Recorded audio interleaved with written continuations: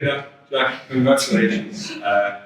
Just been listening to Jake White talk about the excellence of your performance that you really delivered on the big day. Could you talk bigger picture about the significance of delivering on the big day like that? No, we went completely the opposite way. We spoke about taking moment by moment, being where our feet are and not getting ahead of ourselves. We knew it was going to be unbelievably physical, so there's no point focusing on the bigger picture. It's about the here and now, moment by moment piece. So I thought we dealt really well with how direct they were. You look at the end of the first half, they're attacking our line hard and we're holding them out, and some of those shots were incredible. And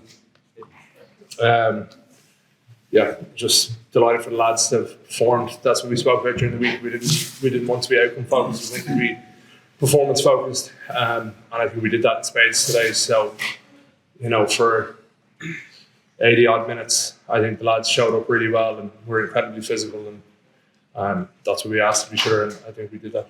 You think those goal line sets just before half time sums up? Yeah, absolutely. It's it boils down to man on man, and wanting to put your head where you wouldn't put a shovel and getting off the line and trying to whack people. And I think you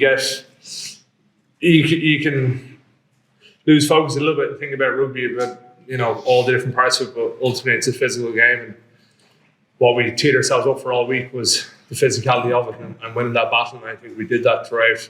Everyone spoke about the threat of their scrum, and I thought the lads were, a few decisions didn't go our way or whatever else, but you looked at the lads came on second half, I thought it was incredible, and even the boys who started as well were brilliant. So unbelievably proud of everyone's effort, not just the lads who played today, but everyone who's contributed to it throughout the season.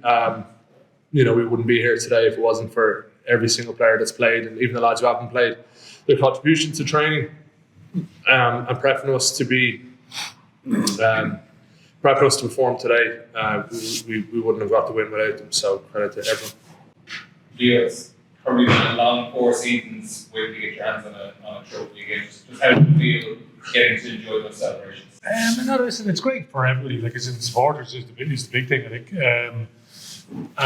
It's an amazing atmosphere out there today. Like, normally when you're in the Aviva, obviously you're in a glass box as a coach, so you don't really quite often get the sense of the occasion. So, this is amazing. 2 Wicklow lads here playing or getting involved in the final at Croke Park. Rare sight. But listen, it was a great week now. Lots of great stuff over the course of the season. It's a very difficult competition to win because of just the nature of the way the season is. And there's a lot of great teams involved as well. So the South African teams have been an amazing addition to the tournament. The Bulls are a great team. We had this question yesterday, wasn't it? Is their season, when you get to a final, is it success or failure? Unfortunately, you guys, the way you write, it's like the losers of a final suddenly are failures. Whereas you get to the last 2 teams of the competition, I think you need to be able to celebrate the 2 teams that are in the final. So obviously we've been on the flip side of that in the past, different stages. Because that team was failures. I personally don't think it is a failure. So listen, we win today, it's great. We'll move on to the next challenge, and that'll be, we'll watch the guys that are on tour with Ireland and the Lions, and that's a big part of what we obviously want to try and do as well. Push guys on to play at the next level, obviously internationally and beyond. So we're excited to watch that over the next while. Although the rest of us will take a bit of a break, put the feet up for a while, spend time with family and loved ones, for some friends. We've had plenty of rest though. We played more games this year than have in the last 2 years combined. So listen, it was a great day today. Amazing occasion here at Croke Park. It's a stuff of dreams, really, isn't it? For lots of Irish kids growing up, you know what I mean? So to experience the final here, big thanks to the support that we've had. Listen, it's just to enjoy the moment now. It's it was 2 really good teams going at it. I just obviously came late into that initial first question, but it was a big moment, wasn't it, before half time?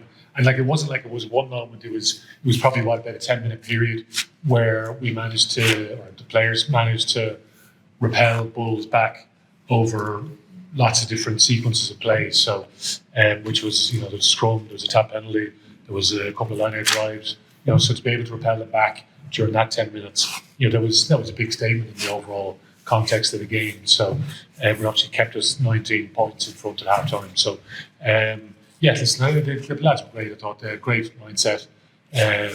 Because again, the complication of being successful at the end of the season is you've got to need to navigate two different tournaments. As we know, it's challenging. You know what I mean? So, and you obviously have to deal with the highs and the lows because it's there's multiple playoff games and all the rest. And listen, I thought the guys how they've responded after an extra one competition and be able to dust themselves off to go again. You know what I mean? So it's pleasing. So anyway, it's on to the next challenge now. Coach, at the end of the crowd were chanting Leo throughout the entire game. Can you talk your emotion hearing that? That's really in line, by the way. Just for clarity. I'd love to take the credit now. Because I remember this when I came back from England. I was playing in England between 2005 and 2007. Because Leinster wasn't that happy place back in those days.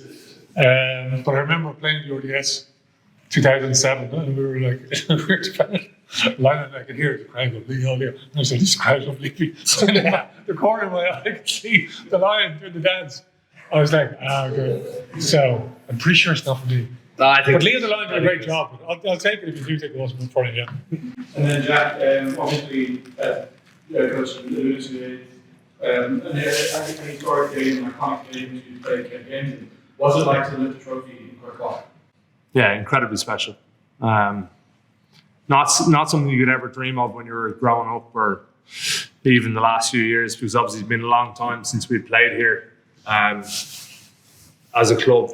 So it's not something that was ever kind of on your radar, but it's just fantastic. And I know it wasn't full today, but there was 46,000 people there, and we could feel every single one of them. You could hear their voices, and they got behind us, and they stayed after, the final whistle. They stayed for half an hour, 40 minutes afterwards for us to do a lap, to lift the trophy and all that. And it's, one of the big reasons why we do what we do is to give back to the people who come to support us day in, day out, and to the good days and the bad days. And it's incredibly pertinent that, we give them something to celebrate. And I think everyone's just elated with a good performance more than anything else, and to give back to all those supporters. Whose idea was it to go this time on this trip? I have absolutely no idea. I was conscious of the lads. Marcus Abukley needs a shout out at least once a week. So I was conscious of the lads trying to lift up my shirt and make an absolute mug of me. So I was tucking that in, and I was trying to get it off there as quick as I could. But look, to stand, to be on the Hogan stand to lift the trophy with all your mates and family, loved ones. It's incredibly special and something that would live long in memory. You have people there? I had a few words off Gaelic, but I was told that my pronunciation was all over the place and they told me not to do it. So, I didn't have too much Irish, but I didn't think they wanted to give me a speech, did they? No, I was told less is more. The first joke you shared, kind of keeping tradition going there, and come to a nice moment with that. Yeah, huge, and I think it's obviously.